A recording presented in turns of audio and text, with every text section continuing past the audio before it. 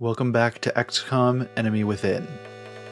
As Bull is working on his covert operation in Russia, we're contacted by the XCOM Council with a new mission. Annette has told us that she knows the locations of 3 other alien abductees who have the same abilities as her. Before we send our squad on this mission, though, I think it's time we re-accessorize the squad just a little bit. We give Septic our first ever set of ghost armor. This allows him to turn invisible up to 4 times each mission, for the length of a single turn or until he fires his weapon.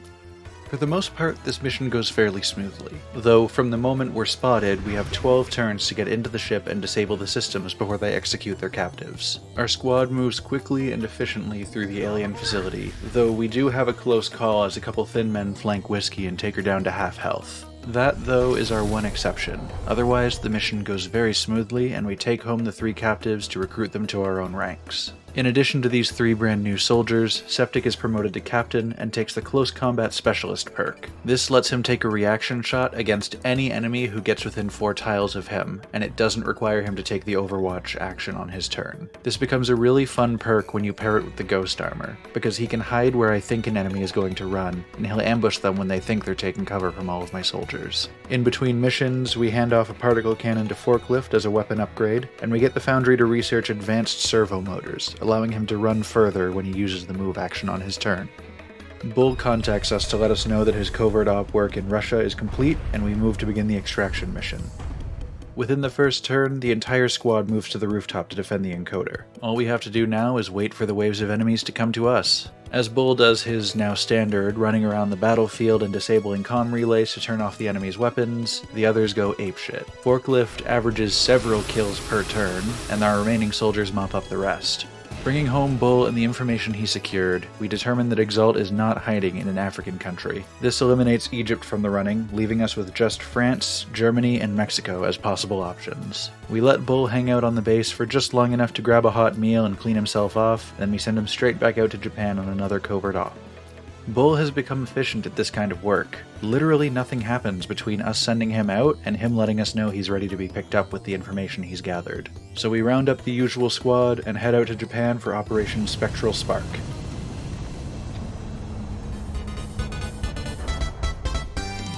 This mission takes place in a very open area. This is a mission where squad sight can really shine. I send Solo on top of a nearby bus for good line of sight to basically everything.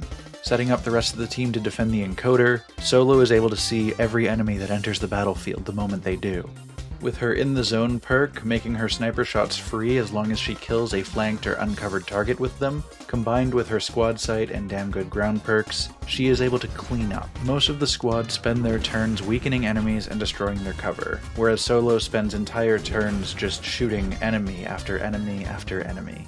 With the efficiency we achieve here, we actually spend full turns standing around waiting for enemies to spawn because there's nothing left to kill. I left Bull standing by this comm relay for half the mission, waiting for an enemy to survive long enough to be worth turning his weapon off. The one enemy who gets to fire back at us completely misses Forklift with his laser sniper, and Forklift responds with a laser shot of his own. As the final enemy cowers behind a car, Bull runs halfway across the map to execute him from behind with his pistol. And with that, we bring home the final piece of information we need. EXALT is not based in a European country. This leaves Mexico as the only possible location for EXALT's base of operations, and it's time to strike. Since we've gathered all the information we need, Bull can finally be a permanent fixture on the squad again. And with his own set of ghost armor, he leads the squad into the heart of EXALT territory in Operation Unceasing Fist. EXALT's operations are based out of an incredibly swanky penthouse suite at the top floor of an apartment building. It's truly a shame to tear this place up, but with what they're trying to do, we have no other choice. The welcoming party is woefully underprepared for what we bring to the table, often bunching up behind easily destructible cover and leaving themselves open to some pretty devastating attacks. I've been starting to use Forklift's Electro Pulse more often. I just have to be careful that my own allies aren't within his area of effect. While overall the mission goes pretty smoothly, we do have a couple close calls, and Crash vastly disappoints me by being the first in this entire playthrough to miss a rocket shot. I carefully set up a shot that will kill one enemy, wound 2 others, and destroy the cover that all 3 of them are hiding behind, and Crash, in his most pivotal moment of this mission, proceeds to fire wide and only kill the one enemy. Regardless, we clean up the rest of the enemies. In a fitting end to Bull's one-man worldwide crusade against EXALT, he gets to take the final shot, putting an end to EXALT's efforts to interfere with the protection of humanity. We loot the valuables that we find in the penthouse suite, and leave what's left in flames.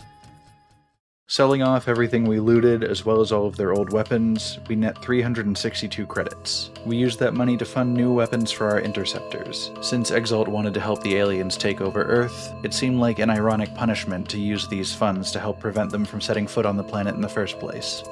Speaking of, a new UFO has been spotted flying over the United States. Since I believe this is the first UFO we've spotted since the Hyperwave Relay went online, I realized that we actually get new information from it now.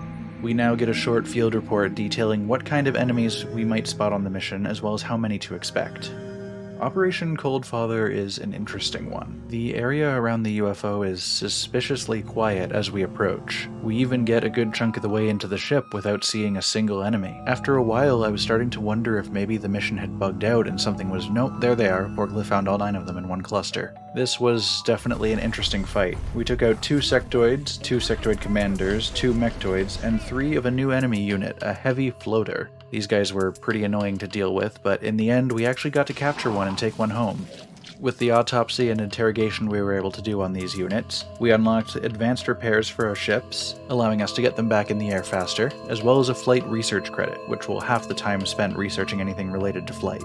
We send off a few scatter laser shotguns to India for a 257 credit profit, finish outfitting all of our interceptors with laser or plasma cannons replacing the old avalanche missiles, and respond to another alien terror attack in France in Operation Dark Scepter. And Terror Attack is truly a good name for this one. I quickly discovered that they should have named this one Oops, All Mutons. This was a truly terrifying mission, as we had hordes of these big brutes just lumbering towards us.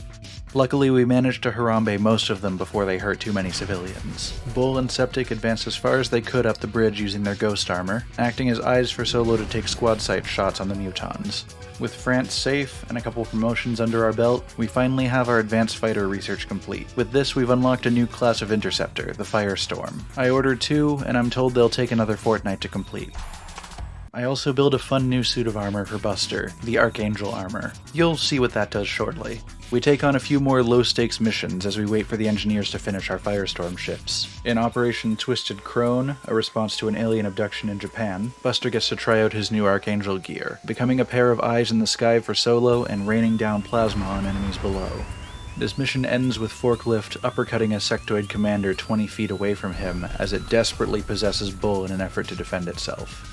We shoot down a large UFO in India and clear it out in Operation Cold Hydra. This mission was incredibly simple, with the exception of one floater that kept us running around for 7 turns. We launch our last 4 satellites right before the XCOM Council report comes in for this month, meaning that we now have satellites over every country in the world that's still a part of the XCOM program.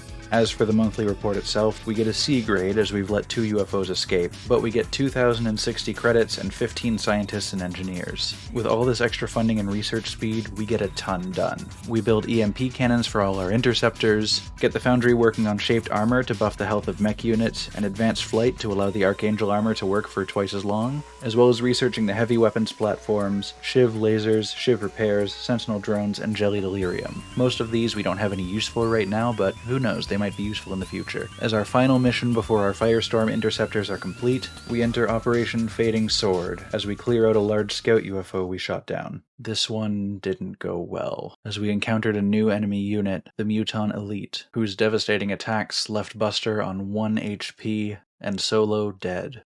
Colonel Stephanie Parker, having supported our squad through countless major victories in this war, with 52 kills to her name across 26 missions for XCOM, has fought her last battle. While she won't be able to see us through to the end of this war, she gave us everything we'd need to keep fighting, including assisting in the training of another sniper that shares her skill set. While he hasn't quite mastered all of her training and lacks her battlefield experience, I'm confident he'll be able to pick up where she left off, and continue to bring victories to XCOM for the rest of this war. As we wait for the Overseer UFO to reveal itself, we have one more mission awaiting us from the Council. A fishing village in Newfoundland has gone dark, and we're being sent to investigate. Who knows what we'll find within.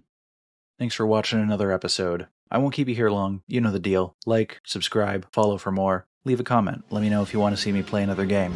I'll see you around.